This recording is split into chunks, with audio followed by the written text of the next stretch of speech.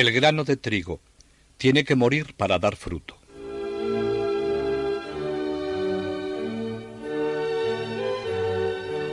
De nuevo se encuentra en su ciudad natal. Es el año 39 después de Cristo. ¿Qué hizo durante los años que permaneció aquí? Parece que los 3 o 4 años siguientes esperó en silencio un nuevo llamamiento de Dios.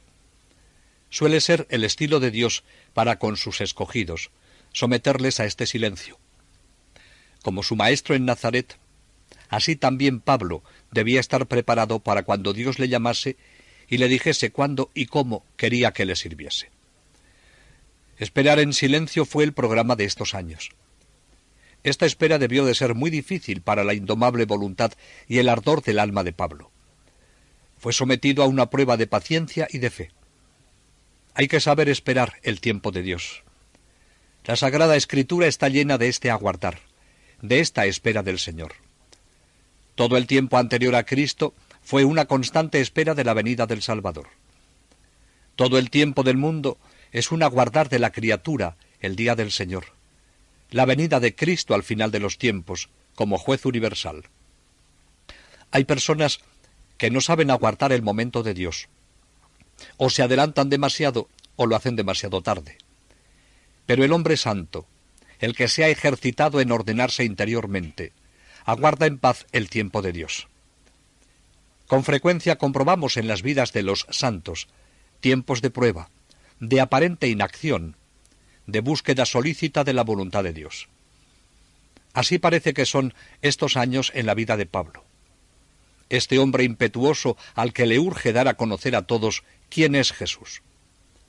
Pero al mismo tiempo, Pablo es el hombre que sabe esperar el momento en el que su maestro le indique cuándo y dónde debe empezar su misión. No sabemos si sus padres vivían. Si hubiesen vivido y se hubiesen hecho cristianos, podríamos comprender lo fácil que le hubiera resultado a Pablo recogerse en la casa paterna, descansar y prepararse para un aviso de Dios. Seguramente que Pablo no tuvo esta dicha. Más bien podemos imaginarnos que el padre, si todavía vivía, sintió un profundo dolor cuando oyó hablar de la apostasía de su hijo, que avergonzaba el glorioso nombre de fariseo que tenía la casa, por seguir la despreciada secta de los nazarenos. El hijo, de quien las gentes habían esperado una futura gloria del mosaísmo, se había convertido en adversario de las tradiciones patrias, en defensor de una secta de locos e ignorantes, en vergüenza de la familia. En la epístola a los Filipenses dirá Pablo que por amor a Cristo sufrió la pérdida de todas las cosas, considerándolas como basura. Estas palabras pueden iluminar levemente la oscuridad de estos años en Tarso, explicándonos a la vez las condiciones en que se desenvuelve el apostolado del convertido. El miembro de una familia influyente y bien acondicionada queda reducido a una extrema pobreza que le obliga a trabajar duramente para ganarse el sustento. Podemos imaginarlo rechazado por su padre, desheredado y excluido de las alegrías y del cariño familiar. No conocemos todos estos detalles, pero en una casa de Tarso se enseña un pozo que lleva el nombre de Pozo de San Pablo. Y en la montaña vecina, la tradición señala una gruta donde se dice que vivió entregado a la contemplación y a la penitencia. Si es verdad que tuvo que salir de la casa paterna, tal vez es allí donde encontró el refugio que necesitaba, mientras llegaba el llamamiento definitivo. Quizá es esta la causa por la que Pablo fue tan pobre durante su vida. Pero también le vemos que no quiso recibir ayuda de nadie, por lo menos de sus paisanos. Unos 25 años antes había abandonado su ciudad natal como joven estudiante, lleno de grandes esperanzas. Después, solo había estado en su casa en visitas transitorias. Ahora, cuando volvió, se encontró como un extraño, como extranjero en su propia patria. Le parecía que el mundo había cambiado, pero en realidad era él el que había cambiado, porque él había sido arrebatado al mundo, sanado interiormente, y en ese momento no sabía qué era lo que tenía que hacer. En la vida de una persona en plena juventud, nada hay tan duro como el sentimiento de que en el vigor de sus facultades se está de sobra o no ocupado enteramente para Dios. Puede incluso parecer que Dios rechaza ese trabajo. Pablo debe desaparecer. Hace mucho tiempo que ha abandonado sus sueños juveniles de gloria y carrera, pero ha de ser quebrantado enteramente antes de que Dios se pueda valer de él para la inmensa tarea a la que está destinado. Sólo cuando su sumisión a la voluntad de Dios fue del todo perfecta, cuando ocupó el último lugar en la Iglesia cristiana, sólo entonces recibió el mandato de subir más arriba. Y necesitó trabajar para poder vivir. En el barrio de los judíos de Tarso, en la calle de los tejedores, trabajó en el oficio que había aprendido desde su juventud, en el trabajo de tejedor. Como en Arabia, y después en sus viajes de misión, este oficio le hizo independiente de socorro ajeno. En las horas de ocio, al pasear a lo largo del río Cidno, encontraba a los oradores griegos que cambiaban por pequeñas monedas la sabiduría de los grandes filósofos. Pablo pudo aquí conocer la manera de enseñar, el arte popular de disputar y el manejo de la lengua griega. Pero Pablo no era amigo de libros profanos. El Antiguo Testamento era su libro. Los hombres eran sus libros. De sus conversaciones con los griegos le quedaron algunas frases cuyo empleo en sus cartas y discursos nos sorprende. Para su posterior actividad misional entre los griegos, fue de grande importancia el que permaneciese de nuevo por largo tiempo sin ser observado y tranquilo en uno de los más brillantes asientos de la cultura de entonces.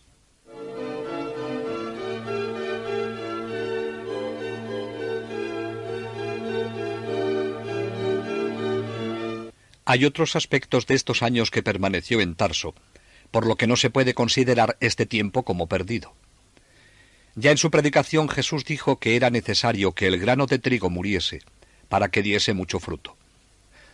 Esto se iba a realizar en Pablo. Al leer sus cartas, nos admiramos de cómo este hombre, con su infatigable actividad, podía escribir profundas ideas místicas, detrás de las cuales se hallaba un trabajo personal que reflejaba un trabajo psíquico. La explicación la encontramos en estos años tranquilos de recogimiento. Aquí está su secreto. La estancia en Arabia primero y ahora en Tarso nos indica el importante y decisivo crecimiento interior y la madurez de la teología paulina, que después hemos podido admirar. Cuando habla de su evangelio, aquí tenemos los primeros principios. También para los demás apóstoles, la persona de Jesús, su manifestación en el mundo, su vida activa, su cruz y su resurrección, su obra de redención, eran el objeto de sus meditaciones y reflexiones. La visión de Cristo y la mística religiosa de Pablo, sabemos de dónde procede. Su experiencia de Damasco fue la luz inicial, la fuente fecunda que continúa brotando a lo largo de toda su vida, con gran fuerza. La tradición que le unía a la Iglesia primitiva, el profundo estudio del Antiguo Testamento, a cuya luz medita los nuevos hechos y cuya claridad se le esclarece por la nueva luz del Evangelio. Además, desde ahora, experimenta en ciertos períodos nuevas series de revelaciones y visiones que el resucitado le había puesto en perspectiva y que él cita en sus cartas. No hemos de pensar que esas revelaciones eran intervenciones violentas, sorpresas de Dios. Su evangelio no le cayó del cielo, sino que fue fruto de la meditación acompañada de la oración y de abismarse en la Sagrada Escritura. Y esto mismo encontramos en sus cartas. Quienes han estudiado a fondo a San Pablo nos dicen que si las leemos sucesivamente, según su formación histórica, casi podemos reconocer el desarrollo de su pensamiento. Primero es la semilla y el tallo verde, las dos cartas a los tesalonicenses. Luego la espiga, las 4 grandes cartas paulinas, Gálatas, primera y segunda a Corintios y Romanos. Después el fruto maduro en la espiga, las cartas escritas desde la cárcel y finalmente la siega, cartas pastorales. ¿Cómo eran estas revelaciones? En San Pablo, estas revelaciones se efectuaban frecuentemente por el camino de la vista interior, de abarcar todo un complejo de verdades y consecuencias en un solo símbolo, juntamente con la evidencia de su origen divino. Pero estos conocimientos adquiridos fueron ordenados por la gran fuerza constructiva de un espíritu pensador como el de Pablo, el cual elaboraba todo lo visto y vivido en una contemplación espiritual constante, trasladándolo a grandes puntos de vista. A este particular modo de contemplación religiosa, tal como la expone en la carta a los romanos de la manera más concisa, pudo llegar a través de esta experiencia de los primeros años de su conversión. Los años pasados en Tarso le permitieron ver claramente la situación religiosa del mundo y la significación de la muerte y resurrección de Jesucristo en la historia de la salvación. A la luz de este conocimiento, recorrió los complicados caminos y extravíos del linaje humano desde el principio. Pablo, al contemplar la situación del mundo, vuelve su pensamiento a la experiencia de su propia conversión. En él se ha realizado un cambio que significa nada menos que una transformación de la existencia, la cual sólo puede expresarse por oposición de muerte y vida. En él desapareció el hombre en un morir, entrando en la metamorfosis creadora de la existencia terrena de Cristo, en muerte, sepultura y resurrección. Un nuevo hombre ha resucitado en Cristo, y en adelante seguirá de manera sobrenatural unido a él en muerte, vida y destino, por medio de la unión con el Espíritu de Cristo, el Espíritu Santo, que es la corriente de vida entre Cristo y los creyentes. Y lo mismo que le ocurre a Pablo, le ocurre a cualquier cristiano, aunque no haya sido objeto de ningún acontecimiento tan decisivo. Por medio de una unión mística de tiempo y espacio, efectuada por la fe y el bautismo, todo creyente cristiano queda en conexión con la muerte y resurrección de Jesucristo, y llega a poseer un nuevo ser en el Cristo glorificado, como efecto del acto redentor de Cristo, realizado una sola vez para siempre. El cristiano es un hombre nuevo. Para Pablo, frente a esta existencia esencial cristiana, palidece la vida civil que, con todo, es importante porque es el teatro de gravísimas decisiones y comprobaciones morales. Pablo sabe penetrar a través de la envoltura externa de la existencia hasta lo más profundo del ser, el oculto corazón humano, que dirá escribiendo a los colosenses. La lucha de este pensador de Tarso fue hallar las apropiadas palabras significativas y símbolos de estos hechos fundamentales de la vida espiritual. Padecer con Cristo, morir con Él, ser sepultado, resucitar, vivir glorioso, reinar, pueden hacer su lectura difícil para los que se inician en ella, porque son términos llenos de significación. Esta piedad cristocéntrica que San Pablo vive con tanta profundidad, la ha reducido en numerosos pasajes a esta breve fórmula: en Cristo Jesús, lo que podemos interpretar como unido a Cristo, íntimo a Cristo, o figura o copia de Cristo. Esta unión con Cristo es el nervio vivo de la teología y moral paulina. Si no se tiene presente esto, no se puede entrar a fondo en su doctrina. Es este punto de vista el que da unidad, cohesión y enlace a todo el conjunto. La perspectiva desde la que todo tiene sentido para Pablo es Cristo. Cristo es para él el principio, el medio y el fin. Todo está en él, es por él y para él. El Jesús histórico es mirado junto con el Cristo eternamente preexistente en el seno de la Santísima Trinidad, y con él ensalzado en su mística significación, salvadora para nosotros. Estamos en el punto central de la doctrina paulina. Este es el sentido de las profundas palabras de su carta a los Gálatas. Estoy crucificado con Cristo y vivo ya no yo, sino que Cristo vive en mí. Y la vida terrena de ahora la vivo por la fe en el Hijo de Dios, que me amó y se entregó por mí. Y este es también el punto central del cristianismo, porque aunque la nueva doctrina, la nueva ética, el nuevo culto es importante, lo esencial, lo verdaderamente nuevo es la nueva vida, que fue dada por un misterioso morir con Cristo en el Espíritu. Por eso la religión de Jesús se diferencia de toda otra religión. Esto es lo absolutamente nuevo e insuperable, que no puede ofrecernos ninguna religión humana. Este es el punto central para todo cristiano.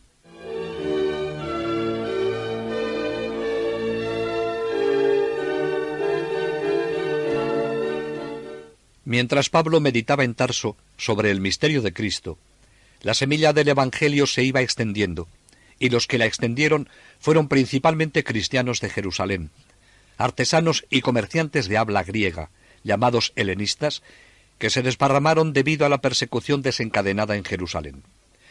Por todas partes nacían nuevas comunidades.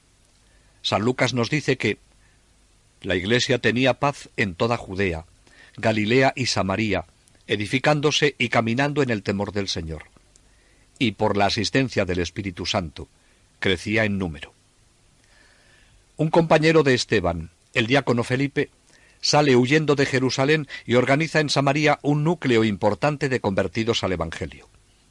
Otros parecidos brotan en los centros más importantes de Palestina, y la religión del crucificado, que durante algún tiempo pareció estancada en un nivel de orden social, inaugura ahora triunfalmente la conquista espiritual del mundo. Estas nuevas comunidades debían permanecer en estrecha relación con la comunidad central de Jerusalén, y esto da lugar a un viaje de Pedro a través de Judea y Samaria. Pedro se presenta desde estos primeros tanteos de organización como el jefe que dirige, decide y ordena.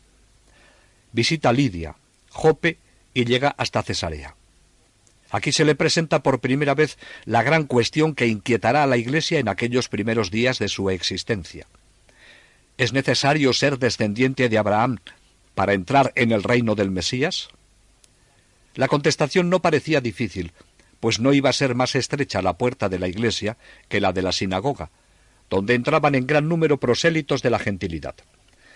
Pero había algunos que protestaban, y de este modo nació una controversia que acabó por dividir en dos partidos a los primeros cristianos.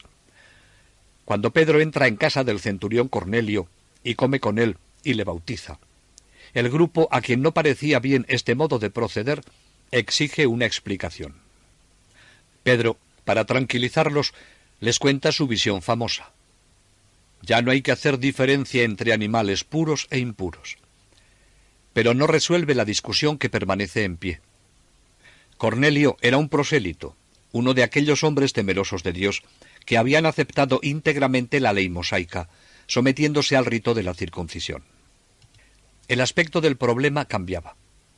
¿Era necesario pasar por la sinagoga para entrar en la iglesia? Sí, respondía el partido de la circuncisión. No, respondían los más liberales. Así estaban las cosas cuando llegan algunas noticias de Antioquía, un poco alarmantes. Al estallar la persecución que dio a la Iglesia su primer mártir, un grupo numeroso de los discípulos de Jesús, no creyéndose seguros en Damasco, siguió caminando a través de las costas mediterráneas hasta llegar a la capital de Siria. Allí, protegidos por un ambiente cosmopolita, estaban más seguros. Antioquía era entonces la tercera ciudad del imperio. A través de sus calles y bajo los pórticos corintios se mezclaba una multitud variada y bulliciosa. Caravanas del Éufrates que traían las riquezas del Asia, indígenas sirios, esclavos negros y rubios, traficantes israelitas, griegos activos, romanos ociosos y opulentos que venían atraídos por la belleza del cielo, por el encanto de la naturaleza y sobre todo por la licencia de las costumbres que hacían de Antioquía una ciudad de placer orgullosa de sus jardines sagrados y siempre ávida de fiestas y diversiones refinadas. Entre aquella riada humana se confundieron los fugitivos de Jerusalén, judíos de Chipre y de Cirene.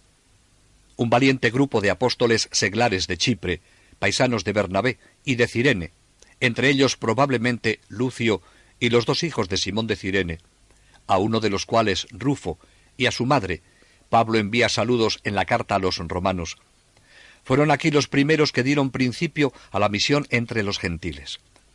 En este alcázar de la cultura universal no estaba tan notablemente caracterizada la oposición entre judíos y paganos. La división era más débil. Esto condujo a la fundación de la primera comunidad mixta de judío-cristianos y pagano-cristianos, que llegó a ser la segunda cuna del cristianismo. Y como en todas partes, también aquí se encontraron con almas de nobles disposiciones. Empezaron a entablar conversación con ellas en los bazares, en el mercado y en los baños. Con la alegría que desbordaba de lo que vivían, les contaban a los griegos y sirios, que escuchaban atónitos, lo que habían hallado en Jesús para tener una vida feliz. La noticia corrió rápida por todos los bazares. Y todo esto había ocurrido sin ninguna especial preparación. Era el anónimo Espíritu Santo el que les conducía. La noticia de aquella incipiente comunidad llegó rápidamente a la iglesia de Jerusalén. Los apóstoles decidieron enviar una embajada a Antioquía para cuidar que todo se llevase a cabo sin desviaciones. Eligieron a Bernabé a fin de que examinase el espíritu de la nueva comunidad. Era la persona más adecuada para esta espinosa misión. Hombre grave, de afable semblante, de ojos bondadosos, de porte tranquilo, no tan docto como su amigo Saulo, pero de juicio sereno y sano, que sabía defender lo esencial, sumamente simpático y, sobre todo, de sencilla y profunda religiosidad. Era el hombre ideal para infundir confianza. Llegó Bernabé y vio lleno de admiración la gran ciudad. Bernabé reconoció, con rápida mirada, un campo de trabajo lleno de esperanzas para la misión. No se cuidó de controversias. Puso la mirada en lo esencial y fue el hombre de la cura de almas práctico. Comprendió que allí andaba por medio la mano del Señor. En la primera reunión les dirigió una ardorosa alocución, inflamada de amor a Cristo, que venía a resumirse en estas palabras: «Uníos al Señor, permaneced fieles al Señor». Esta era su religión: no ganar a los hombres para sí o para un partido, sino para Cristo. Aquellos nuevos creyentes, salidos en gran parte del fango del paganismo, producían ahora toda suerte de frutos de santidad. Griegos y judíos se esforzaban con el mismo entusiasmo por practicar las virtudes evangélicas. Maravillado ante esta realidad, Bernabé no tuvo más que aprobar, confirmar y exhortar a los convertidos, a fin de que permaneciesen en el Señor con firme e inquebrantable corazón. Y su palabra no sólo daba alientos a los creyentes, sino que trascendía al exterior, y eran muchos los gentiles que se acercaban cada día para pedir el bautismo. Pero no faltaban las contradicciones, la oposición de los rabinos, discusiones públicas, controversias en la calle y en la sinagoga. Bernabé comprendía que por mucho que se esforzaba, la controversia continuaba. El problema existía y en cualquier momento se podía pedir que se le diese solución. Jesús no había resuelto expresamente la cuestión sobre la ley mosaica. Su propia observancia de la ley podía interpretarse de diversa manera. Y sin embargo, la cuestión de la ley debía de solucionarse según el sentir del Maestro. Había que resolver este problema. Bernabé comprendió que él no era el hombre a propósito para dar una solución dogmática y fundamental a esta dificultad. Pero conocía el hombre que podía resolverla: Saulo, el gran convertido, en quien había descubierto algunos años antes un formidable controversista. Estaba cerca de allí, en la metrópoli de enfrente, en la ciudad de Tarso. Bernabé no confió esta misión a nadie. Tenía un gran argumento para convencer a su amigo. La voz de Dios le había designado para llevar el Evangelio a los gentiles, y los gentiles empezaban a agolparse a la puerta de la iglesia.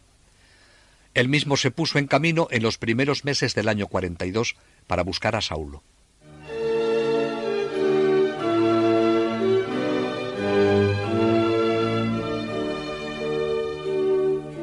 Reflexionando, meditando, trabajando y esperando, se encontraba Saulo en la soledad de Tarso, cuando Dios le va a comunicar, por medio de su amigo Bernabé, la misión para la que le tiene destinado. Bernabé le diría: «Hermano Saulo, Cristo necesita de ti. Ven conmigo a Antioquía». Es fácil pensar lo agradable que debió ser para estos dos amigos el reencuentro después de unos años de separación. A Bernabé le impresionó cuánto había madurado Saulo en este tiempo. Y Saulo escuchó con sentimientos de gratitud para con el Padre de las Misericordias, cuando le oyó contar el triunfo de Cristo entre los gentiles. Por segunda vez, Bernabé alargó la mano al amigo y le mostró la misión que Jesús preparaba para él. La hora había sonado para Saulo. Había hallado el objeto de su vida. Por largos años había esperado esta hora y llegó de una manera sencilla. Así son los caminos de Dios, con frecuencia oscuros para nuestros ojos, pero siempre grandes y admirables a los de Dios. Saulo supo descubrir esos caminos de Dios en el mandato que le venía a través de su amigo Bernabé. Cedió, arrastrado por la convicción del deber, más aún que por su temperamento inclinado a la acción. La carga del apostolado le asustaba, pero en el fondo de su corazón una voz le urgía, como escribiría después: «Ay de ti si no predicas el Evangelio». Los dos amigos se dirigen a Antioquía por el camino más breve. Saulo comienza su ministerio juntando sus ardientes discursos a la palabra suave de su amigo, el Hijo de la Consolación. Aunque favorecido del cielo más que ningún otro de los evangelizadores, somete suavemente su acción a la dirección ajena. Unido fraternalmente a Bernabé, enseña, conquistando para el Evangelio, y lo que era más difícil, acostumbrando a los preceptos de Jesús, los espíritus de aquellos sirios siempre flexibles, tornadizos y voluptuosos.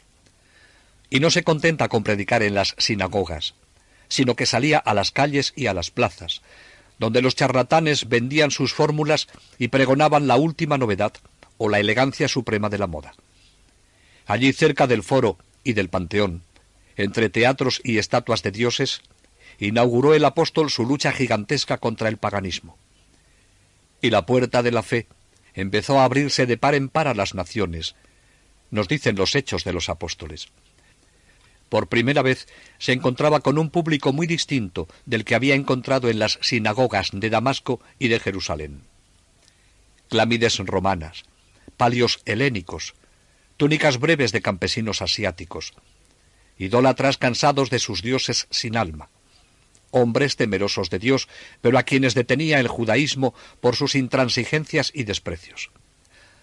Ante sus nuevos oyentes, Pablo hablaba de una ley escrita en los corazones, y anunciaba ya la gozosa libertad de los hijos de Dios. En la vida de San Pablo, este tiempo se podría llamar los hermosos días de Antioquía. Por un año entero trabajaron juntos en buena inteligencia los dos amigos en esta joven comunidad, sobre la cual estaba todavía el primer frescor de la gracia. Fue quizá el año más feliz de la vida de Saulo. Había en él algo del delicado aliento primaveral del primer año de la vida pública de Jesús en Galilea. Allí no había ni rutina, ni anquilosamiento, ni estrechez de espíritu. Todo era amplio y de gran elevación de ánimo. Se sentía el soplo del Espíritu Santo. Allí se mostró de qué ennoblecimiento eran capaces por la predicación de la cruz aquellas almas gentiles tan despreciadas por los judíos. Con sencillez participaban de la gracia de Cristo. Saulo estaba en su pleno vigor varonil. Un gran impulso recibió esta joven iglesia con la predicación de Bernabé y Saulo. Cuando por la tarde los ricos de la ciudad y las muchachas ricamente engalanadas salían a pasear para celebrar las orgías de Adonis y Atargatis, la buena gente sencilla, los artesanos y tenderos y esclavos, que hasta entonces no habían encontrado un amor desinteresado en esta ciudad de desenfrenado libertinaje, iban a oír la instrucción de los catecúmenos o a asistir a los actos de culto, que tenían carácter instructivo. Escuchaban con inmenso gozo cuando Saulo hablaba sobre el Hijo de Dios, que había tomado forma de esclavo, sobre su vida de sacrificio, su muerte expiatoria, sobre la nueva nobleza del alma y sobre la nueva libertad con que andan por el mundo los hijos de Dios. En la noche del sábado al domingo se reunían para el santo sacrificio de la misa y la recepción de la comunión. Los seguidores de Jesús recibieron aquí por primera vez el nombre de cristianos. Los antioquenos expresaron con esta palabra lo más profundo de la nueva religión. El cristiano es el discípulo de Jesucristo, el que cree en él y le sigue. Será un nombre glorioso por el cual resistirán hasta el insulto, hasta los suplicios, hasta la muerte. Saulo llevará esta palabra como una luminaria a través del mundo y no podrá escribir una página sin derramar sobre ella su prodigioso perfume. Muy pronto, los cristianos de Antioquía dieron a los de Jerusalén una muestra evidente de la sinceridad de su fe. No habían reunido sus riquezas en un comunismo peligroso. Sencillamente miraban los bienes de la tierra con aquel desprendimiento que tantas veces había recomendado Jesús. Nos dicen los Hechos de los Apóstoles: en aquellos días bajaron profetas desde Jerusalén a Antioquía, y puesto en pie uno de ellos, por nombre Ágabo, indicó por medio del Espíritu que iba a haber gran hambre en todo el orbe. Pintó con tan vivos colores la miseria que había de padecer Jerusalén, que no tardó en organizarse una colecta entre los cristianos de Antioquía para acudir en su socorro. Pablo y Bernabé fueron los encargados de llevarla a Jerusalén. Pero antes que el hambre, otra calamidad había caído sobre la Iglesia apostólica: la persecución promovida por Herodes Agripa, a quien el emperador Calígula había concedido el título de rey de Judea y Samaria. Este Herodes Agripa era nieto de Herodes el Grande. Protegido por Roma, juntaba el arte de intrigar e insinuarse en el espíritu de los amos del mundo, y había logrado rehacer el estado de su abuelo.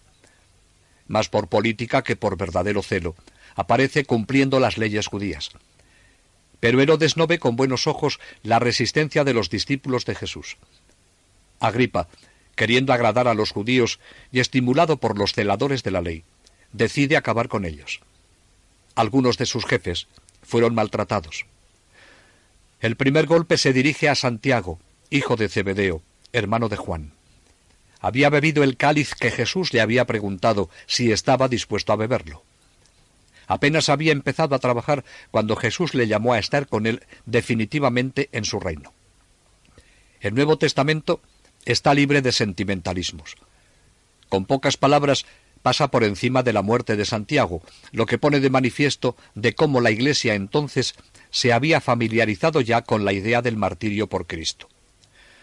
El segundo golpe debía dirigirse a Pedro, que fue encarcelado. Pero Dios no deja que el hombre destruya sus eternos planes. Pedro tenía una misión que cumplir y Dios se servirá incluso de un ángel para ponerlo a salvo. En esta alarma vivían los fieles de la Iglesia, cuando llegaron los enviados de Antioquía, Saulo y Bernabé. La persecución había durado unos meses, pero el hambre empezaba a hacer estragos en la ciudad santa, y así continuó durante largo tiempo. Los discípulos de Jesús recibieron con alegría la ayuda que les traían Saulo y Bernabé, quienes permanecieron entre ellos alentándolos y consolándolos. Administraban el dinero que habían traído y predicaban la palabra divina. Sin duda, Saulo frecuentaba el templo donde había rezado y estudiado durante sus años juveniles. Quizá allí, como en ninguna otra parte, se encontraba envuelto en la presencia de Dios y escuchaba la voz que le conducía. Es posible que fuera durante esta estancia cuando tuvo aquella revelación de la que dirá más tarde: yo sé de un hombre que hace 14 años, si en el cuerpo no lo sé, si fuera del cuerpo no lo sé, Dios lo sabe, fue arrebatado hasta el tercer cielo. Y sé de ese hombre, si en el cuerpo o fuera del cuerpo no lo sé, Dios lo sabe, que fue arrebatado al paraíso, y que oyó palabras inefables que no es lícito al hombre pronunciar. No era sólo la visión de Jesús, como en los casos anteriores. Era el vuelo hasta el escabel del trono de Dios.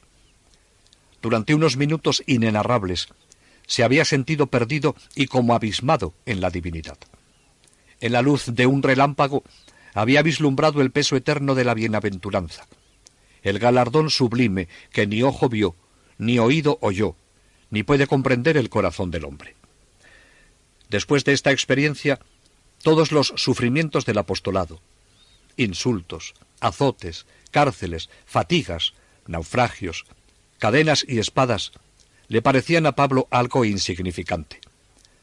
Había sondeado las profundidades, y la intuición prodigiosa de la verdad había dejado en su alma un surtidor inagotable de gozo y paz. Este maravilloso éxtasis señala uno de los momentos culminantes de la historia íntima de San Pablo. Los sucesos exteriores confirmaban las experiencias interiores de Pablo.